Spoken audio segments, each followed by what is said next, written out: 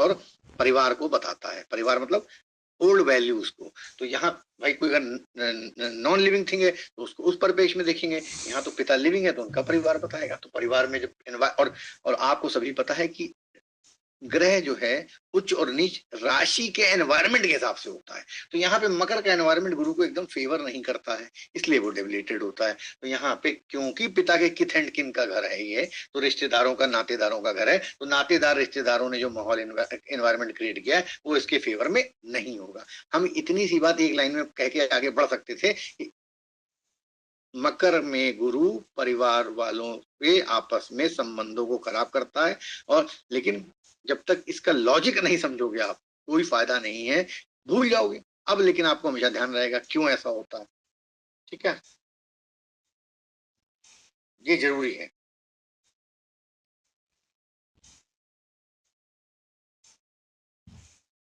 और ऐसे में प्लेजर के लिए एक्युमुलेशन, क्योंकि वेल्थ से ही प्लेजर हम खरीद सकते हैं। भाई हमारे पैसा है तो हम कुछ भी खरीद सकते हैं आज के कलयुग में, कुछ भी मतलब मैक्सिमम चीज। ठीक है, तो यहाँ पे वेल्थ, क्योंकि पिता की वेल्थ या पारिवारिक वेल्थ में कम में एनवायरनमेंट नीच का, तो ऐसा आदमी बहुत ज्यादा प्लेजर एंजॉय नहीं कर पाता है नॉर्मली। अभी इसमें दृष्टि वृष्टि वो सब चीजें बात की बात है, लेकिन फिलहाल ये समझ लीजिए यहाँ पे उसको चैलेंजेस और डिफिकल्टीज हमेशा होंगी।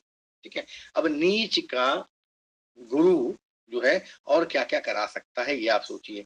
अब आपको पता है, जैसे हम आपको देखिए समझाने का कोशिश करते हैं, क्योंकि आपको मेडिकल साइंस में भी बहुत कुछ पढ़ना है, ज्योतिष के लिए बहुत कई कई फील्डों की जानकारी होती है।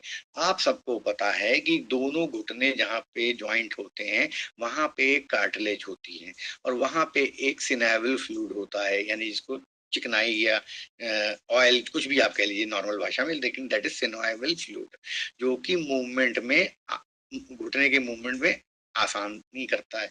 गुरु चर्बी का कारक है। चर्बी मतलब लुब्रिकेंट, लुब्रिकेंट का कारक होके वो नीच का हो गया है। मकर राशि मतलब घुटने की राशि, यानी कि उसमें स्क्रैच, उसमें चोट, यानी कि वहां में चर्बी जो ज्यादा होनी चाहिए थी जुपिटर के कारण, लेकिन नीच के होने के कारण वहां का सिनाविल फ्लूइड सूख गया है। तो डॉक्टर क्या करेगा, घुटने में चट चट कट कट की आवाज आएगी, वो तुरंत ग्लूकोजामिन सल्फेट लिख देगा सप्लीमेंट फॉर्म में। जितने भी घुटनों की प्रॉब्लम आपको देखो, पुराने पर्चे उठा के देखो, जितनी भी ओल्ड एज है, डॉक्टर सबसे पहले ग्लूकोजामिन सल्फेट लिख देता है। लेकिन चिकनाई रीजनरेट होती नहीं है जल्दी। ठीक है, फिर बाद में अटल बिहारी की वाजपेयी की तरह कटोरी बदलवानी पड़ती है। ठीक है, क्योंकि वो पूरी तरह से स्क्रैच आ जाते हैं। फुटबॉलर्स के साथ भी हो जाता है, वेट लिफ्टर के साथ भी हो जाता है, ओवर वेट होने से बहुत ज्यादा लोड पड़ता है। तो अब एक सिंपल प्रेडिक्शन आंख बंद करके मार दो, अगर एज वाली चार्ट है, और एज वाला चार्ट नहीं भी है, वो खिलाड़ी है, फुटबॉलर है, रेसलर है, तो भी उसको, वेट लिफ्टर है तो भी बता दो कि भैया तुम्हारा नीच का गुरु जो कि चर्बी का कारक है, घुटने में बैठा है, जहाँ पे एक नेचुरल चिकनाई होती है, ऑयल होता है, जिसको बोलते हैं सिनेवल फ्लूइड, जो कि धीरे धीरे सूख गया है या सूख जाएगा, और तुम्हारे घुटने की ऐसी की तैसी हो जाएगी।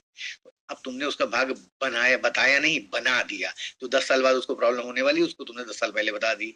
वेट तुम्हारा भाई बढ़ रहा है, इस वेट पे तो घुटनों पे अत्याचार हो जाएगा, तो अत्याचार मत करो घुटनों पे, अभी से वजन कम कर लो, कम खाओ। सब सो रहे हो तुम लोग, चलो ब्रेक ले लेते हैं, फिर आगे बढ़ाते हैं। हम लोग भैया, हाँ जी, ब्रेक लेंगे। रिकॉर्डिंग स्टॉप एवरीबॉडी, तो आशा करता हूँ you must be enjoying how to blend energy of environment created by a particular house because of the zodiac sign and planet placed over there. ठीक है, यही हम सीखने का प्रयास कर रहे हैं, और इसी श्रृंखला में आगे चलते हैं। मकर राशि, ठीक है, गुरु तो बिजनेस से कोई मतलब, लेन देन, अर्थव्यवस्था की बातें, उसको तो राजा को सलाह देनी, नीति बनानी, हायर पॉलिसी मेकर है। अब ऐसा आदमी व्यापार करे तो क्या हो, गुरु जनरस है। दुकान, तुम्हारा एक नौकर जिसका नीच का गुरु हो दशम भाव में, तुम उसको दुकान पे बैठा दो, उससे कहो शाम को आएंगे हिसाब लेंगे, ठीक है, और घर चले जाओ।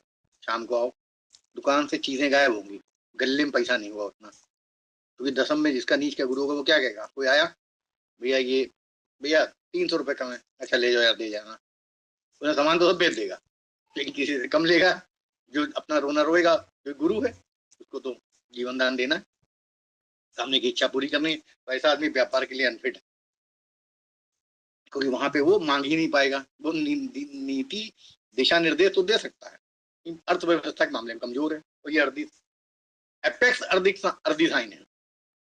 जब हम कहते हैं एपेक्स अर्धी साइन, तो पहले इसको समझ लो। तो तुम लोग ज्योतिष के फंडामेंटल नहीं क्लियर करोगे, हम कारक भी तुम्हें नहीं समझा पाएंगे, जो सबसे इजीएस्ट है।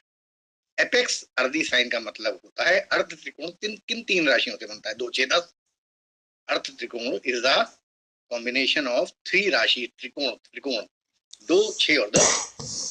हमेशा 10 के त्रिकोण में 2 और 6 नंबर की जाएंगी, तो त्रिकोण अर्थ का त्रिकोण है। अर्थव्यवस्था, इकोनॉमिक्स, फाइनेंस। और तुम सबको पता है राशियां उत्तरोत्तर बली होती हैं, 2 से बली 6, 6 से बली 10। तो 10वां हाउस जो है, 10वां हाउस मतलब 10वीं राशि मकर, ये अर्थ त्रिकोण की सबसे बली राशि है। और वहां पे गुरु डेबिलिएटेड है, तो अर्थ त्रिकोण की सबसे बली राशि में डेबिलिएटेड है, ध्यान रखना। क्यों? क्योंकि गुरु को ज्ञान बांटना है, उसको कोचिंग नहीं खोलनी है, असली गुरु। अब इस पर राहु और कोई प्रभाव, तब ये पैसा छापना शुरू करेगा, धर्म की दुकान खोलेगा, गुफा बनाएगा राम रहीम की तरह, वहां शोषण करेगा बैठ के लोगों का। ठीक है, ये सारी चीजें हैं, कॉम्बिनेशन सब ऐसे निकलते हैं। लेकिन बेसिक ऊर्जा से खेलना सीख जाओ, तुम उस पर कितनी भी बड़ी कुतुब मीनार बना सकते हो। प्रेडिक्शन की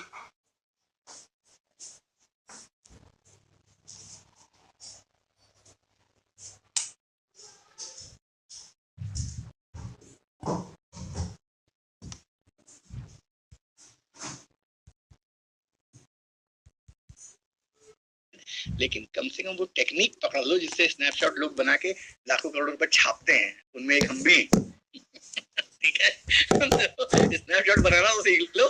तुम्हारे स्नैपशॉट बिकेंगे मार्केट में यूट्यूब पे, अपने नाम से छाप देना बाद में बड़े बड़े स्नैपशॉट। कौन बड़ी बात है? देखो हम तुमको कोई लॉजिकली तुम्हें बताओ, मैं कोई गलत बात सिखा रहा हूँ, कोई ऐसी चीज सिखा रहा हूँ जो लॉजिकली नहीं फिट बैठ रही किसी के माइंड में, तो वो मुझे बताए, तो हम चेंज करेंगे अपने अंदर, कुछ सीखेंगे तुम लोगों से। अपने स्नैपशॉट बनाओ, तुम लोग 50-50 तो क्लास खोल लो अपने अपने चैनल की। ठीक है, तो जो बड़े बने जो उसमें पैसा कमा के, वो इसी तरह तो बने, उन्होंने टेक्निक को समझाओ। तुम लोग कभी वहां तक ले नहीं जाते हैं, क्योंकि कहते ना वो सभी लगे दाई तो हम कहाँ जाई, सुनो कभी कहावत। सभी लगे दाई तो फिर हम कहाँ जाए, सभी सीख जाइए, तुम सभी सीख जाओगे फिर हम कहाँ जाके जज की कराएंगे, पैसा पाएंगे। तो इसलिए कोई सिखाता नहीं है ऑनलाइन पे, लेकिन सीख लो, जरूरी है।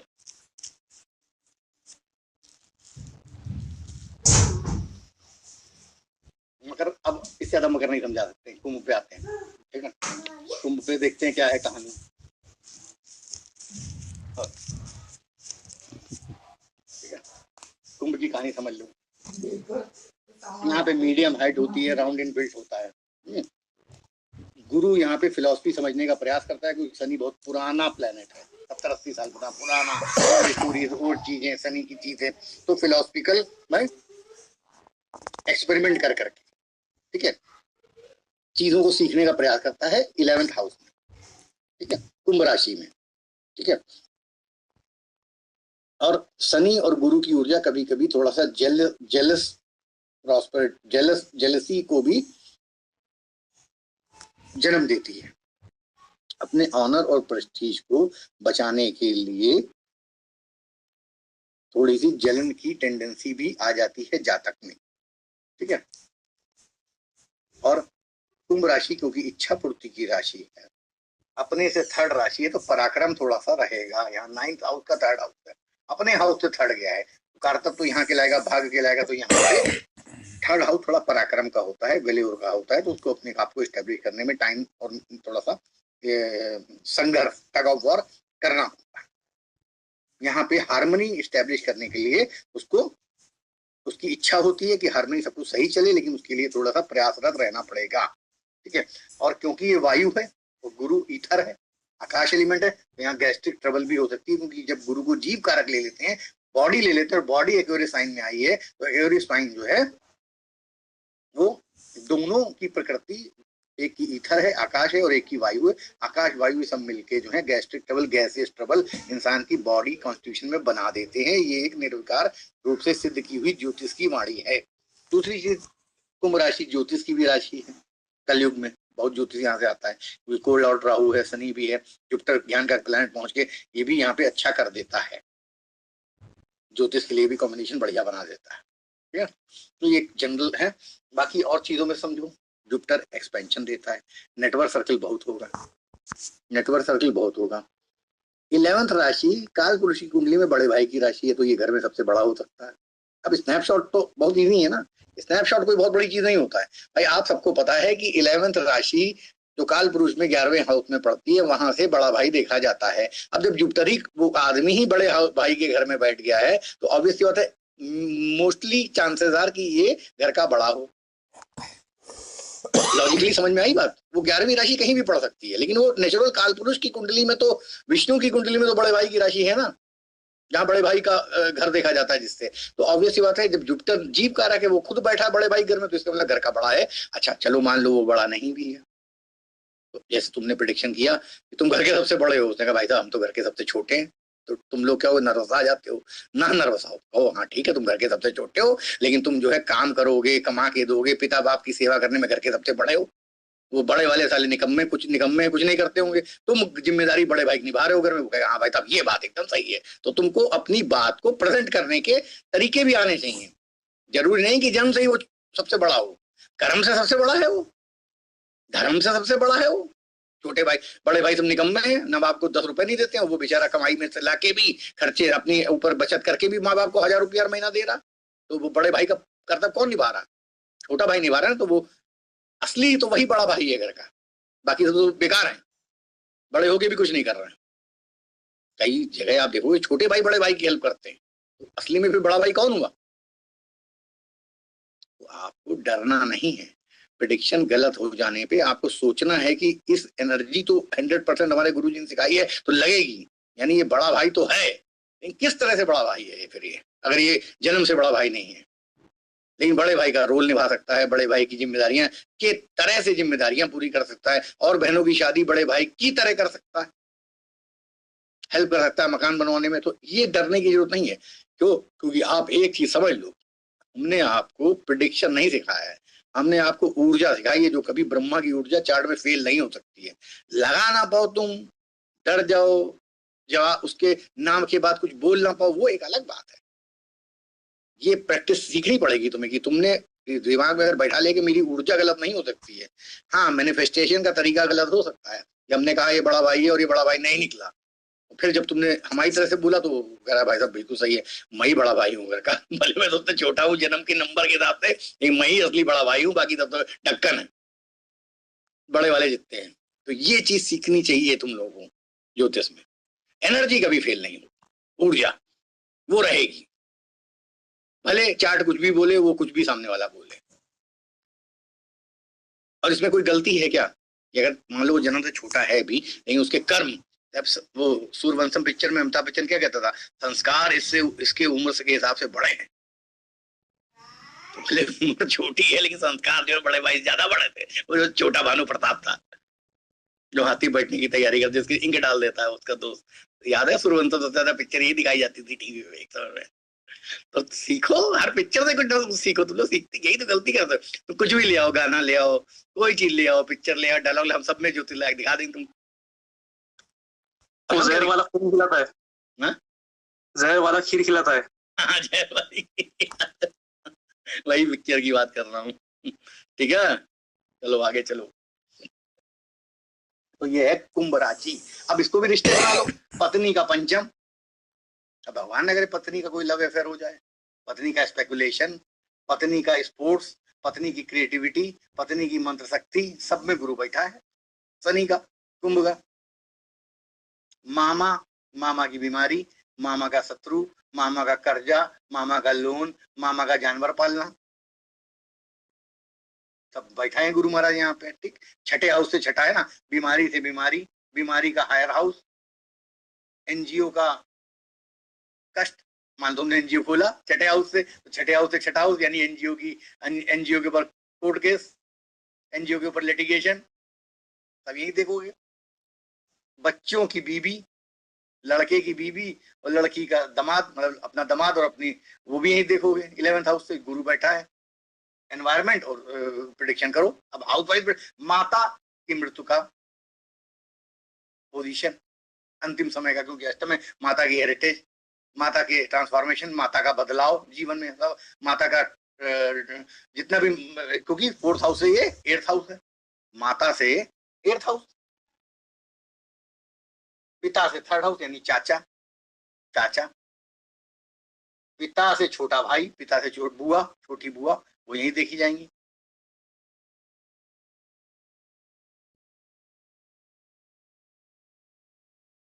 राइट। ससुराल का सुख, ससुराल, ससुराल का सुख, ससुराल धार्मिक है, गुरु बेटा ससुराल धार्मिक होगी, ससुराल में मंदिर होगा, ससुराल वाले लोग धर्म परायण हो सकते हैं, वो जो भी तुम प्रिडिक्शन निकालो, लेकिन ये एट्थ हाउस ससुराल है, तो ससुराल का सुख देखा जाएगा। ससुराल का घोड़ा, गाड़ी, घोड़ा, वाहन, भूमि, ससुराल की प्रॉपर्टी, ससुराल का अड़ोस वहां का किस एरिया में, अब क्योंकि ये कुंभ राशि है तो किसी जल स्रोत के पास, सेवक बस्ती के पास, धोबी घाट या किसी घाट के पास ससुराल होगी।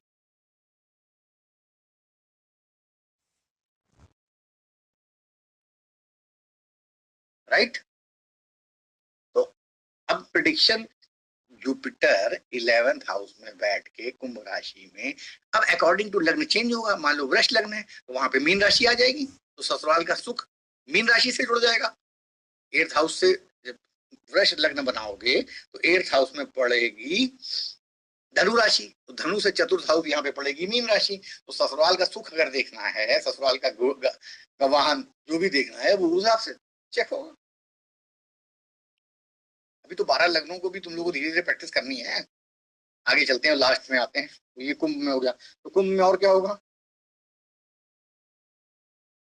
गैस्ट्रिक ट्रबल मैंने बताई दी। अब यहाँ पे आया तो मीन में, मीन में जब गुरु होता है, ये क्योंकि ये सबसे इंपॉर्टेंट है, इसीलिए इसमें इतना टाइम ले रहे हैं, आगे चीजों में टाइम नहीं लगेगा। तो एक बार तुम फंडामेंटल सीख जाओगे, 9 दिन लगेंगे, 8-9 दिन लगेंगे, इसमें मुझे पता है, लेकिन एक बार ये बहुत इंपॉर्टेंट है, एक बार ये बैठ गया ना तो फिर आगे राशि में बनाना वो इतना टिपिकल काम नहीं होता, एक दिन में कई कई चीजें हो जाएंगी एक साथ। गुरु जी, आपने सुख का विवाह, आपने सुख का विवाह का यहाँ से देखेंगे 11th भाव से, तो जितने भी शादी करेंगे सभी सारे सुख यहीं से देखेंगे। मतलब किसी की 4 शादी हो गई तो चारों का सुख वहीं से देखा जाएगा। आप कंफ्यूज हो गए, हमने कहा ससुराल, जी, चारों ससुराल का सुख देख सकते हैं।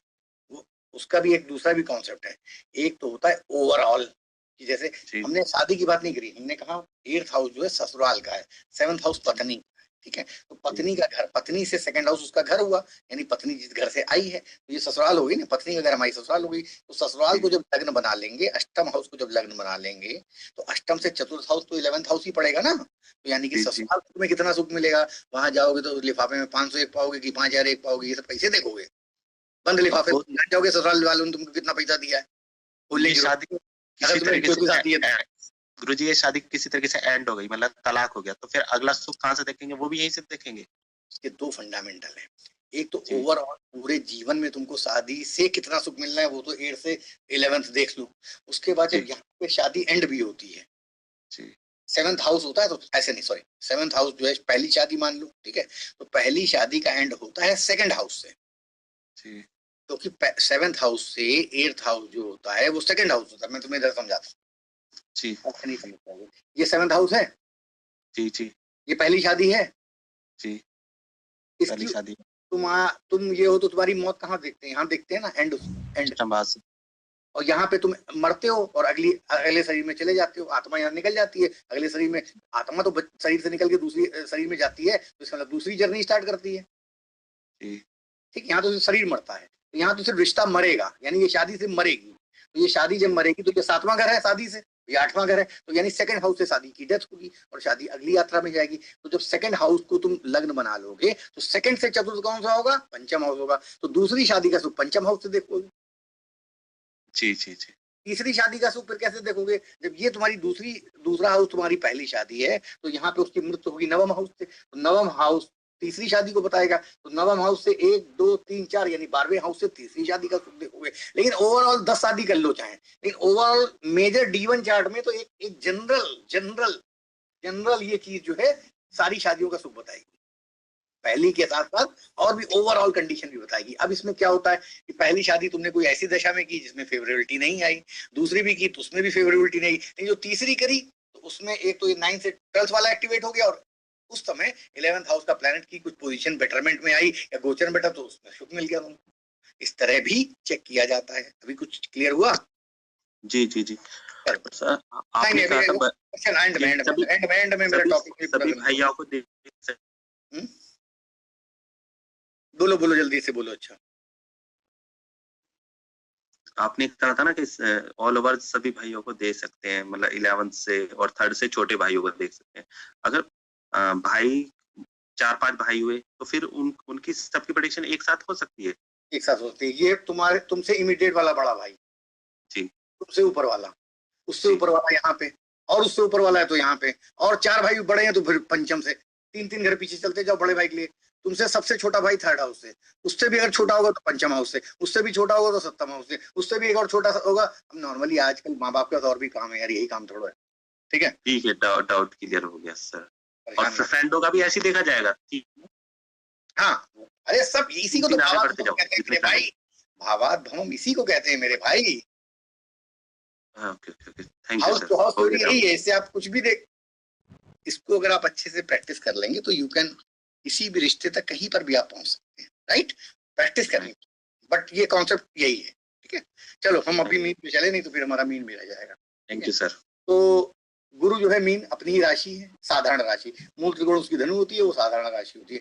साधारण राशि का मतलब ये नहीं कि कमजोर होती है, कि धनु ज्यादा पावरफुल हो जाएगी। ठीक है, लेकिन मीन भी उसकी एक मजबूत राशि है। ठीक है, टॉल स्ट्रक्चर होता है, अट्रैक्टिव इन अपीयरेंस होता है, कोई जल तत्व है। ठीक है, ब्यूटी जल है, इमोशंस भी है, चेहरे पे ज्ञान भी है। ठीक है, ये तो और गुरु में भी तो वैसे भी अट्रैक्शन होता है। ठीक है, इंटेलेक्चुअल होगा, स्टेटस और प्रेस्टीज सोसाइटी में उसको प्राप्त हो, वैदिक लिटरेचर, डिवाइन उसका हाव भाव रहन सहन होगा। ठीक है, और यहाँ पे क्योंकि जल तत्व है और अग्नि और जल मिलके बाइल यानी एक तरल पदार्थ, तीखा टाइप का बाइल या बाइल जूस या कह लो जिसको पित्त बोलते हैं, वैसी चीजें, क्योंकि अग्नि को जब किसी पानी में डालोगे तो कोई ऐसी चीज होगी जो जला सकती है। तो बाइल कॉम्पोजिशन, यहाँ पे बाइल कॉम्पोजिशन इसलिए बोल रहे हैं क्योंकि नाड़ी में जुटकर जीव कारक है, तो शरीर में कुछ ऐसा क्या रिएक्शन होगा एनवायरमेंट से, तो क्योंकि जल है उसके अंदर अग्नि है तो उसके अंदर कहीं ना कहीं बाइल की फॉर्मेशन होगी। ये तो हुई जनरल बातें। अब आप समझो कि ऐसे समझो, अगर ये हायर लर्निंग का हाउस है तो हायर लर्निंग विदेश से जुड़ गई, तो हायर लर्निंग के लिए विदेश जा सकता है। फिर अपने ही घर में यहाँ पे मजबूत होके बैठा है, जो अपने ही घर में मजबूत होके बैठा है तो उसके इंटेलिजेंस ज्ञान विदेश में फैलेगा, इंटेलिजेंस के लिए वो जाना जाएगा, प्रेस्टीज सोसाइटी में वो सारी चीजें मैंने आपको बताई दी जनरल।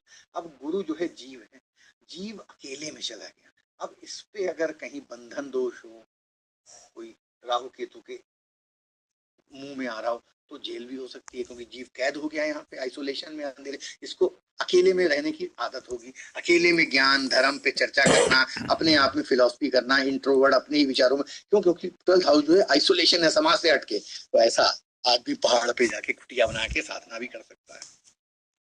स्नैपशॉट, मान लो कुटिया बना के साधना नहीं भी कर रहा है तो घर में उसके एक स्टडी या एक छोटा कमरा या छोटी मेज या एक आइसोलेशन वाला कोना उसने जरूर बना रखा होगा।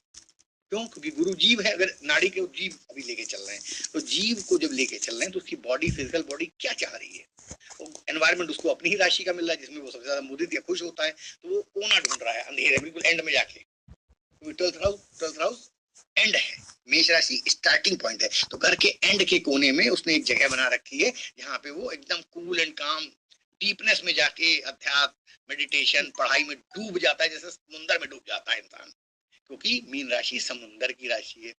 अब हम तुमको आज एक चीज अपने तजुर्बे से सिखा रहे हैं जो कहीं भी लगा देना काम आएगी। इसको कहते हैं स्नैपशॉट। तुम लोग जो स्नैपशॉट सीखने आते हो वो स्नैपशॉट नहीं, जो हम यूट्यूब पे यहाँ वहाँ देखते हैं वो स्नैपशॉट कोई काम नहीं आते, लेकिन जो स्नैपशॉट हम तुम्हें लॉजिक से सिखाएंगे वो हमेशा लगेगी। ठीक है, तो ये हमारे गुरु का दिया स्नैपशॉट है, तुमको भी सिखाई दे रहे हैं। जिसकी भी मेष लग्न हो या मेष राशि हो, यानी चंद्रमा मेष में हो, सॉरी चंद्रमा मीन में हो या लग्न मीन हो, उसको जिंदगी में क्या प्रिकॉशन लेना चाहिए, हम तुम्हें ये सिखाने का प्रयास करते हैं। देखो, ऋषियों ने जो राशियां दी हैं ये बड़ी सोच समझ के दी है। ठीक है, मछली मछली का सबसे बड़ा दुश्मन कौन है, ये बताएंगी रेणु कपूर जी। बताओ रेणु कपूर जी, मछली का सबसे बड़ा दुश्मन क्या है? मछली का दुश्मन बगुला। अच्छा, कुछ हद तक आपने ठीक कहा, लेकिन हम इसको थोड़ा इम्प्रूव करेंगे, ठीक है। देखो, मछली का सबसे बड़ा दुश्मन होता है चारा। मछली होती है नादान, वो देखती है पानी में चारा टहल रहा है, वो चारा तो देखती है, उसके अंदर कांटा नहीं देख पाती है, यानी लालच। आराम से मिल रहा है, इसको हम खा लेंगे। पानी के अंदर मछली सोचती है, आराम से खाने जाती है, और गले में उसके फंस जाता है कांटा। तो मछली का सबसे बड़ा दुश्मन होता है आसानी से मिलने वाला चारा, क्योंकि वो सिर्फ चारा देख पाती है, कांटा देखने की अकल उसके कभी कभी नहीं होती है। इसलिए मीन लग्न और मीन राशि वालों को जिंदगी में जो चीज बहुत आसानी से तुम्हें लगेगी मिल रही है, यार ये तो हमने कभी सोचा नहीं था इतनी आसानी से मिल रही है, समझ लो सामने वाला तुम्हारे साथ लंबा खेल करने जा रहा है। कोई प्रॉपर्टी जो 5 करोड़ रुपए की है, तुमसे कह रहा मैडम हम आपको 3 करोड़ में दिला देंगे, सामने वाला विदेश जा रहा है, उसको बेच के तुरंत जाना है, 15 दिन में उसकी फ्लाइट है, आप बस ले लो, 2 करोड़ का फायदा हो जाएगा। लेकिन तुम्हारे कान खड़े हो जाने चाहिए, क्यों? क्योंकि तुम मीन लग्न या मीन राशि हो, ये जो है इतना लपेट के तुमको कांटा फंसाएगा कि तुम निकल नहीं पाओगे। 3 करोड़ भी जाएंगे और प्रॉपर्टी भी नहीं मिलेगी। जो चीज इजिली लिक्विडेटिव ऑफर मीन लगने वालों को कभी नहीं लेना चाहिए, क्योंकि उसके पीछे कांटा हमेशा होगा और उसमें तुम्हें फांसेगा वो। तो लालच मीन लगने वालों या मीन राशि वालों के लिए सबसे बड़ी दुश्मन है। स्नैपशॉट इसको कहते हैं। एजुकेशन में मीन राशि पड़ गई, मरकरी वहां बैठ गया, तुमको किसी दलाल ने कहा हम तुम्हारा सीपीएमटी में करा देंगे, 12 लाख रुपया लगेंगे, एग्जाम कोई और लिख देगा, तुम्हारा हो जाएगा। तुम समझ लो तुम फंसने वाले हो। क्यों? क्योंकि तुमने लालच कर रही हो तुम कि हम एमबीबीएस बन जाएंगे। तो ये तुमको एजुकेशन की फील्ड के एक एग्जाम्पल दे दिया। सप्तम हाउस में तुमको लड़का लड़की की शादी का मैटर आया। अरे लड़के वालों की कोई डिमांड नहीं है, वो उल्टा दहेज देंगे, दावत भी देंगे, तो समझ लो लड़के के अंदर कोई प्रॉब्लम है, या कुछ छुपा रहे हैं, या कोई उसकी पहले शादी हो गई है, या कोई डाइवोर्स हो गया है। लड़का इनफर्टाइल हो सकता है, इम्पोर्टेंट हो सकता है, कुछ अबे हो सकता है, उसके हो सकता है 2 बच्चे हो, तुमको फांस रहा है, लेकिन तुमको नहीं समझ में आ रहा है। क्यों? क्योंकि मीन राशि वहां पड़ी है जो लालच का शिकार हो रहे हो। तो मछली का सबसे बड़ा कष्ट, सबसे बड़ी समस्या जो आ बैल मुझे मार, वो है लालच, आसानी से मिलने वाला चारा। कहीं लगा दो। अब हम जब कहते हैं कहीं लगा दो, तुम 12 हाउस में लगा के देख लो, फांसी जरूर होगी उस डोमेन में, उस चक्कर में, उस हाउस के। ठीक है? तो ये स्नैपशॉट के भी तरीके हैं। जनरल स्नैपशॉट तो अच्छी बात है, सीखो तुम, यही तो स्नैपशॉट तो सीखना ही चाहिए, लेकिन लॉजिक के साथ क्यों स्नैपशॉट बन रहा है। तो उसके बाद, क्योंकि तुम उसके बाद उसमें और वेरिएशन भी निकाल सकते हो, थोड़ा और इस पे एक स्टेप आगे जा सकते हो, अदरवाइज नहीं जा पाओगे, वैसे रटोगे। तो हमने अपने जीवन में किसी को तोता नहीं बनाया है, जिसको बनाने का प्रयास किया है तो उस दिल का एस्ट्रोलॉजर बनाने का प्रयास किया है। तो इसी के साथ जुपिटर हमने आज समाप्त कर दिया है, कल हम वीनस और सैटर्न कर देंगे, परसों राहु केतु कर देंगे, उसके बाद ताबड़तोड़ आपकी प्रैक्टिस कराएंगे कॉम्बिनेशन की, प्लैनेट्स की और राशियों के और चार्टों को नचाने की। और एक बीच में हमने एक सरप्राइज तुम लोग के लिए प्लान किया है, तो मेरा दिल कहता है कि तुम लोग को वाकई पसंद आएगा।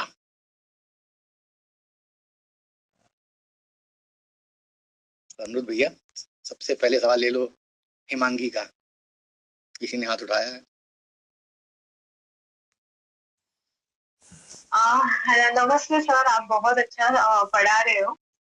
मुझे पूछना था कि सपोज कैप्रिकॉन में जुपिटर नीच का हो जाता है, अगर सपोज उसके साथ राहु बैठ गया तो वो तो उसकी पावर बढ़ाएगा ना, क्योंकि जिस राहु में बस अब तुम एक साथ ज्यादा बोल दो कि तुम भूल जाते हैं, हमारी याददाश्त बड़ी छोटी है, हम थोड़ा थोड़ा सवाल सुनते जाते हैं, उसका जवाब देते जाते हैं। राहु बिटिया क्या है?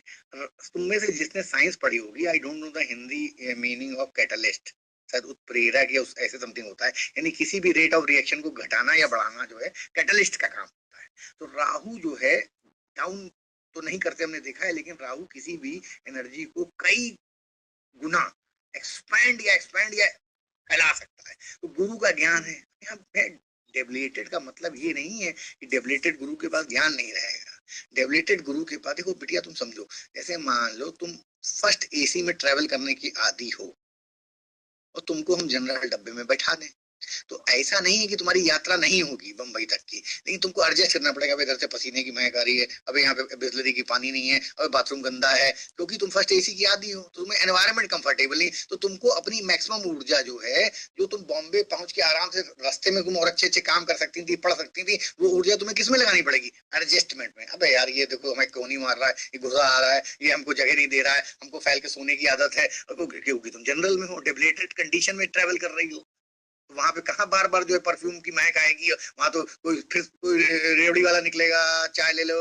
यार बताओ, अभी तो नींद लगी थी, शोर मचा दी, तो तुम्हारी सारी ऊर्जा खत्म हो गई ना, जो तुम अच्छे काम में कर लगा सकती थी। तो ये है डेविएशन, मतलब एनवायरनमेंट में एडजस्ट करने में टाइम लग जाता है, इसीलिए डेविएटेड में संघर्ष होता है। अब पहले तो तुम पहले इसको निपटाओ, इस लफड़े को सारा, ये आवाज, ये गंदगी, ये शोर, तब तो तुम जो हो वो दे पाओगी ना अपने आप को, क्या कर पाओगी? तो जुपिटर यहाँ भूल जाता है सब कुछ, कहते यार बताओ हम कहाँ फंस गए, हमको जो है मंदिर में मंत्र पढ़ने का हमारा समय होता है और ये यहाँ पे व्यापारगिरी की बातें हो रही हैं। तो वो एडजस्टमेंट ही करने में समय लगा देता है। लेकिन राहु इसको कई फोल्ड, हाँ। अब अगर जुपिटर में ये, हम ये माने दोनों साथ में अच्छे खासे ठीक ठाक डिग्री पे हैं, तो राहु उसको 100% एक्सपेंड करेगा, उसकी ऊर्जा, ठीक है। लेकिन अब अगला बोलो, उसके लाइन का अगला जो बता रही थी तुम हमें। नहीं, मुझे यही पूछना था कि वो एक्सपैंड करेगा ना, मतलब थोड़ा सा उसका नीचत्व कम हो जाएगा क्या राहु की वजह से? देखो ऐसे राहु तो हम तो कई एग्जांपल समझाते हैं। मान लो कैप्रिकॉर्न राशि घुटने की है, तो अब अगर बहुत बुरी कंडीशन हुई, तो तुमने फाइलेरिया सुना है? क्या होता है? हाथी पांव। हाँ। हाथी पांव क्या है? सूजन हो गई, गुरु एक्सपेंशन का कारक है, राहु भी एक्सपेंशन का कारक है। वर्स्ट कंडीशन में अब मान लो कोई राहु क्योंकि बैक्टीरिया और वायरस का कारक भी है, अब मुझे नहीं पता फाइलेरिया बैक्टीरिया से होता है या वायरस से होता है, लेकिन फूल तो जाता है ना, सूज तो जाता है, सूजन तो आ जाती है। तो बहुत बुरी कंडीशन में फाइलेरिया हो जाएगा। छोटी मोटी कंडीशन में घुटने में पेन होगी, सूजन आ जाएगी। क्यों? क्योंकि राहु एक्सपेंड कर रहा है घुटने को, मकर राशि घुटने की राशि है ना। ये तुम कारक लगाती जाओ, तुम अपना रिजल्ट समझती जाओ। तो वही हाँ केतु के साथ भी होगा, मतलब राहु एंड केतु। अब ऐसे समझ लो, मान लो ये कॉम्बिनेशन जो है लग्न में बन जाए और मंगल भी पार्टिसिपेट कर ले, तो लग्न क्या है? बॉडी है, बॉडी में मंगल क्या है? खून है, खून में राहु और गुरु क्या करते हैं? कैंसर, ब्लड कैंसर दे सकते हैं। बॉडी पार्ट में कहीं भी मकर राशि ऐसे में पड़ेगी, उस बॉडी पार्ट में, भाव में जो बॉडी पार्ट आता है, वहां पे कैंसर होने के चांस बढ़ जाएंगे, अगर और भी एफ्लिक्शन कायदे का है तो। अब गुरु जो है केंद्र त्रिकोण का मालिक हो जाए, लग्नेश हो जाए, तब नहीं होगा। तो तुम्हें सिर्फ कारतत्व को, किन हाउस का वो लॉर्ड है, कहाँ पे वो पढ़ रहा है, वहां पे बॉडी पार्ट कौन है, वहां पे रिश्ता कौन है। अब जैसे गुरु रिश्ता क्या है, अब तुम्हें समझ लो गुरु और राहु, तो तुम जिसको जो है बहुत अच्छा गुरु समझोगी, अरे ये तो इतने अच्छे गुरु, वो गुरु पता लगा जो है तंत्र के लिए छोटे बच्चों को बलि चढ़ा रहा होगा, वो बेचारा तुमको गुफा में घसीट ले जाएगा, क्योंकि गुरु के साथ राहु है, तुमने उसको गुरु बना लिया, वो राहु से ग्रसित है। वो तुम तो बड़ा, तुम्हें उसकी पिक्चर तो तुम्हारे माइंड में बड़ी अच्छी है कि हमारे गुरुजी हम इनके लिए कुछ भी कर देंगे। एक दिन वो तुमको ऐसे टांगेगा कि भला दिखा देगा नीचे गुफा कहाँ होती है, क्योंकि राहु है गुरु के साथ। तुम्हारा गुरु कौन है? तुम्हारा गुरु चंडाल है। तो तुम्हें ऐसे आदमी, ऐसे गुरु नहीं बनाना है। जितने इस तरह के होते हैं वो गुरु बन के, जो सो कॉल्ड गुरु होते हैं, उनके में गुरु चंडाल हावी होता है। तो ऐसे लोगों को गुरु नहीं बनाया जाता है जिनका गुरु राहु साथ में हो, क्योंकि वो अनप्रिडिक्टेबल हैं, वो कुछ भी कर सकते हैं। वो दिखने में बहुत अच्छे नजर आ रहे हैं, बहुत अच्छे से बोल रहे हैं, लेकिन उनके अंदर ईविल छुपा हुआ है। तो जब जब राहु मजबूत होगा तब तक ईविल खुल के बाहर आएगा उनका। अगर सर फिर ये राहु गुरु के कैप्रिकॉर्न के बारे में हो, ठीक है, अभी नाउ अगर सपोज कैंसर में गुरु है और उनके साथ राहु है, तो वो ज्यादा अच्छा प्रभाव देगा ना? ज्यादा अच्छा प्रभाव। अब यहाँ पे क्योंकि कैंसर है, गुरु पावर में है, गुरु कमजोर नहीं है भाई। तुम जनरल डब्बे में जब सफर कर रही थी, तुमको एक काला कोट पहने आदमी आया, उसने कहा मैडम आइए मेरे साथ चलिए, आप बहुत परेशान लग रही हैं, हम आपको सेकंड क्लास में एडजस्ट कर दें। अब आपने ये नहीं देखा कि हम इसका आई कार्ड देख लें, रेलवे का है भी नहीं, वो थोड़ी देर लेके आगे अंधेरी गैलरी आई, उसने तुम्हारे साथ जो है असॉर्ट कर दिया।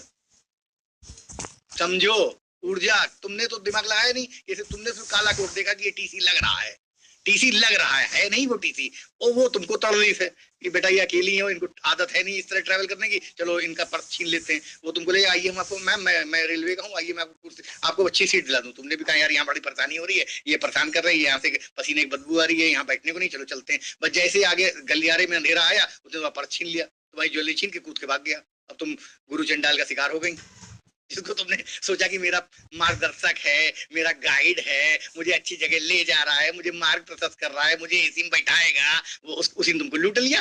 गुरु भी क्या करता है, हम तुमको मोक्ष देंगे, तुम अपना सब धन मुझे दे दो, तुम्हें धन की कोई जरूरत नहीं है। जितने भी सो कॉल्ड गुरु थे सबसे पहले क्या कहते थे, अरे माया है, माया मुझे दो, मैं तुम्हारी माया को अच्छे से रखूंगा, तुम क्या करोगी माया रख के, छीन लेना तुम्हारे सामदाम दंड में। तो ये जो छोटा सा एग्जाम्पल तो समझाया, ठीक है। बस अब इस एनर्जी से खेलती रहो, सीख जाओगी सब अपने आप।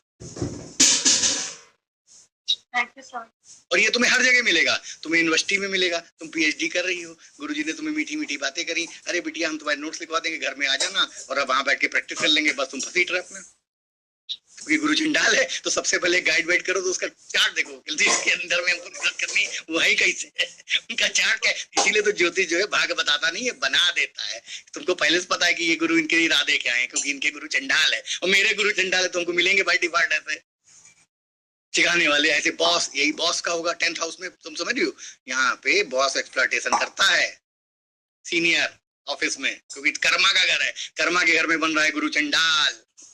तो जो तुम्हारे गाइड है, जो मेंटर है, जो तुम्हारे वाइस चेयरमैन है, वाइस सीईओ है, वही तुमको मीठी मीठी बातों में प्रमोशन का लालच देके, इंक्रीमेंट का लालच देके पूरा शोषण। गुरुजी मेरा एक प्रश्न और था कि थोड़ा सा मैं ना मुनीश दृष्टि का जो, हेलो कौन बोल रहा है? आवाज आ रही? मैं विजय बोल रहा था सर। विजय बोल रहा था। मुझे यार बताओ तुम फटाफट बताओ। मेरा ये प्रश्न है, जैसे सर दृष्टि का होता है ना कि जैसे मंगल की 4 7 8 होती है, बृहस्पति की 5 9 7 होती है, तो इन दृष्टि का मतलब थोड़ा सा हमें समझा दोगे आप कि कैसे कैसे किस दृष्टि का क्या पॉजिटिव प्रभाव रहता है? कल जो है सब लोग जो है 8:30 बजे ज्वाइन कर लेना, सिखा देंगे आधे घंटे में दृष्टि, सब लोग कर लेना। अनुरोध अगर टाइम हो तो कल 8:30 से क्लास कर देना, ठीक है। तो अलग टॉपिक है जो यहाँ से कंसर्न नहीं है, लेकिन फिर भी तुमने कहा है तो छोड़ेंगे नहीं, सिखा देंगे, ठीक है। ठीक है, ओके सर, थैंक यू। अब वो नया टॉपिक है, उसको नए तरह से शुरू करेंगे। अभी हम क्वेश्चन ले लें जो राशि के पढ़ाए।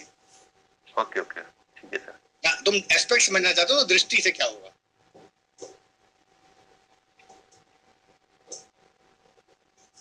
विजय क्या दृष्टि वाला क्वेश्चन था ना तुम्हारा? एक सेकंड अनम्यूट करें विजय जी। हाँ जी सर, दृष्टि से लेके जैसे हम कंफ्यूज रहते हैं ना कि तीसरी दृष्टि पड़ रही है इस ग्रह की, तो क्या इफेक्ट पड़ेगा, क्या इसका फलादेश होगा? वैसे तो कायदे से ईमानदारी से तो दृष्टि का कोर्स चला के फिर तुमसे मुझे जो है फीस लेनी चाहिए। एक नया बैच चला के तो बिल्कुल अलग टॉपिक है, लेकिन चलो तुमने कहा है तो बता देंगे। थोड़ा सा समझा देते हैं गुरुजी, समझा देंगे, डोंट वरी। ठीक है सर, चलो थैंक यू सर। आगे लो। सदानंद जी नमस्ते सर। सर मेरा कल का क्वेश्चन रह गया था। क्या था? एक्वेरियस लगन था एंड 12th हाउस में कैप्रिकॉर्न राशि में sun and Mercury. Mercury is debilitated plus retrograde. नहीं, डेबिलेटेड और रेट्रोग्रेड पे ना जाओ, पहले स्टेप बाय स्टेप सीखो। सबसे पहले हमको तुम ये बताओ कि कुंभ लग्न में मरकरी किन 2 घरों का मालिक होता है? Fifth Lord and 8th Lord. 5th Lord और 8th लॉर्ड। पहली चीज ये समझ लो, तुम मुझको सिर्फ इतना बता दो इस जातक की उम्र क्या है?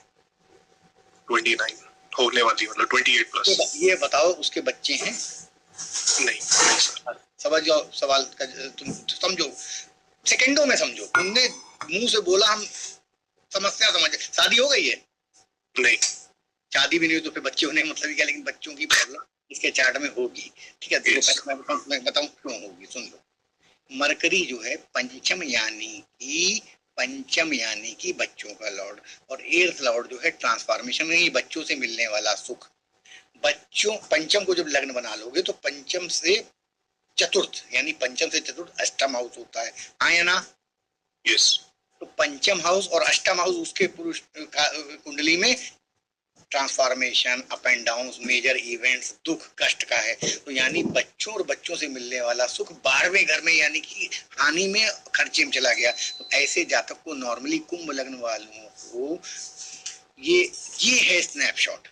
मैक्सिमम तुम देखोगे कुंभ लग्न वालों को बच्चों के रिलेटेड प्रॉब्लम होती है। बच्चे अगर हो भी जाएंगे तो भी उनसे सुख नहीं मिलेगा, वो दूर चले जाएंगे। अब ये मरकरी जब 12th हाउस में सूर्य के साथ बैठा है, सूर्य पे भी बाद में आएंगे, अभी से मरकरी सिखा रहे हैं, तो अब अच्छाई क्या है, एजुकेशन बाहर हो सकती है, लव लाइफ छुपी हुई हो सकती है। क्यों? क्योंकि 12th हाउस रूल हाउस है, छुपा हुआ होता है। हो सकता है उसने शादी ना की हो, कई बारातें कर डाली हो, ठीक है, छुप के। क्यों? क्योंकि लव लाइफ का प्लेनेट पंचम 12th में गया है, समझो, कनेक्शन बनाओ। और 8th हाउस का लॉर्ड भी 12th में गया है, तो होता है एस्ट्रोलॉजी के लिए ठीक है, ठीक है। हर एस्पेक्ट तुम्हें समझना है चार्ट में, फिर आएंगे उस पे कि क्या हो रहा है, बकरी है, रेट्रोग्रेड है, वो सब बात की बातें हैं। तो पहले बेसिक क्लियरिंग समझो। कुंभ लग्न वालों को हमेशा अपने बच्चों से प्रॉब्लम होती है। द्रौपदी के बच्चे भी आखिरी में सब मार दिए गए, ठीक है। तो कुंभ लग्न की थी, और भी तो मैंने कुंभ लग्न को देखा, एडॉप्ट करना पड़ सकता है, बड़े होने के बाद सुख ना दें, लड़ाई झगड़ा हो जाए, दूर चले जाए, ये प्रॉब्लम प्रोन है कुंभ लग्न, पहली बात।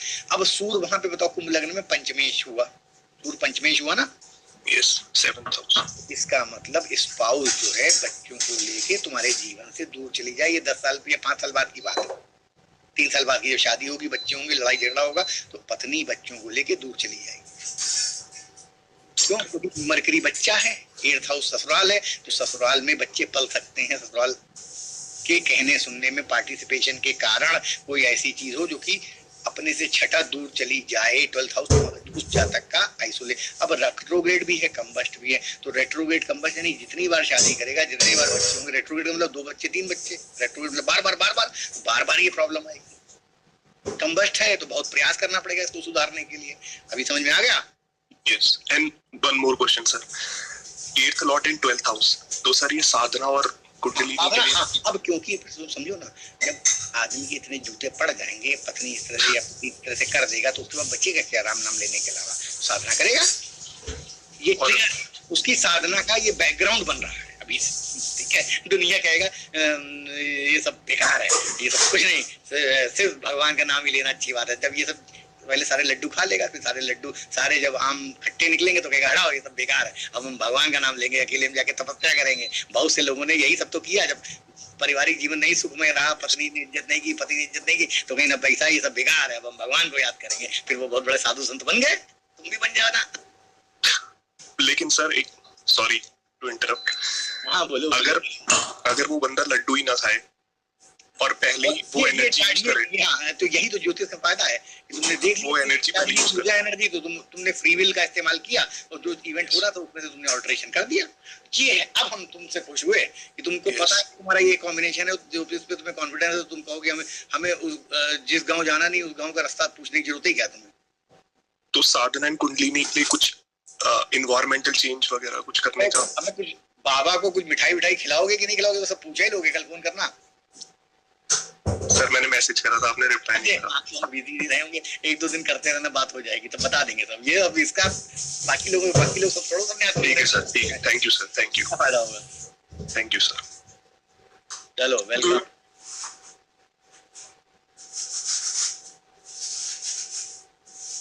हाँ भाई, मुनीश को करो, नीलम है, ज्योति है, संध्या जी हैं, रेखी जी हैं, सभी लोग हैं अभी तो। दिव्यांग शंकर, आप अनम्यूट, आपका क्वेश्चन पूछिए। द्विवेदी जी क्वेश्चन पूछिए, आपका अनम्यूट है। अच्छा सर, हाँ सदा मेरा सर गुरुदेव ऐसा ना करिए नहीं सर, बहुत जरूरी सर। एक चीज बताइए कि जो 1-5-9 लग्न में है, वो वाली राशि लेंगे धर्म के लिए या राशि लेंगे 1-5-9 लग्न के लिए? राशि लेंगे 1-5-9। हाउस भी धर्म को रिप्रेजेंट करता है, क्योंकि काल पुरुष में फर्स्ट हाउस धर्म का हाउस होता है। राशियां 1-5-9 धर्म की राशियां, वो जहाँ पड़ेंगी उनसे धर्म देखा जाएगा, धर्म त्रिकोण बनेगा, उन्हीं से धर्म त्रिकोण, मतलब लगन से नहीं बनेगा। नहीं, लगन में मान लीजिए 1-5-9 नहीं है, 2 है, 10 है, तो आपका जीवन अर्थ त्रिकोण के लिए पैदा हुए हैं। और मान लीजिए 3-7-11 में से कोई नंबर है, तो इसका मतलब आपका जन्म डिजायर्स को पूरा करने के लिए हुआ है। वो तो सही है, लेकिन हम धर्म का कहाँ से देखेंगे? एक राशि से, मतलब एक जहाँ पड़ेंगे वहां से। आप दुनियादारी छोड़ो, अपनी लग्न में बताओ। 8 नंबर। 8 नंबर है। तो यानी कि इस जन्म में ऊपर वाले ने कहीं ना कहीं आपको ये विल पावर दी है, ये पावर दी है कि आप मोक्ष के प्रति सोचें, चीज को निपटाने के प्रति सोचें। भले अपने आत्मा को मोक्ष ना दे पाए, लेकिन आपके अंदर एक क्वालिटी है कि आप कोई भी काम जो हाथ में लेते होगे उसको प्रॉपरली तरीके से निपटाने की सोचते होगे, अंजाम तक पहुंचाते हो। ठीक, अब आपके सेकंड हाउस में धर्म त्रिकोण पड़ रहा है, यानी कि 9 नंबर की राशि आपके सेकंड हाउस में पड़ रही है। तो आपका ऊपर वाले का ब्रह्मा का संदेश क्या है? वाणी में धर्म, वाणी धर्म पूर्वक हो, परिवार में रिश्तों का निभाना धर्म पूर्वक हो, खाना धर्म पूर्वक हो। यानी कि अगर वैदिक शास्त्र में कहा गया है कि 2 बार खाना खाओ तो उसे 2 ही बार खाओ, ये नहीं कि निकले तो बहुत बढ़िया मैं खाई देसी घी की तो चाट खा लियो, थोड़ा आगे बढ़ो तो गोलगप्पा खा लियो, फिर आगे बढ़ो तो बर्गर खा लियो। तो यानी कि आप धर्म का पालन नहीं कर रहे हो खाने में। तो आपको संदेश क्या दे रहा है कि और पैसा कमाने में धर्म का पालन करना है। ऐसा नहीं कि घूस लेके अपनी तिजोरी भर लो, क्योंकि वहां पे धर्म विहीन आचरण हो जाएगा। तो आपको धन के मामले में वाक, अब ये नहीं कि आपने गाली तौल दी किसी को है, क्योंकि वो अधर्म हो गया जबान से।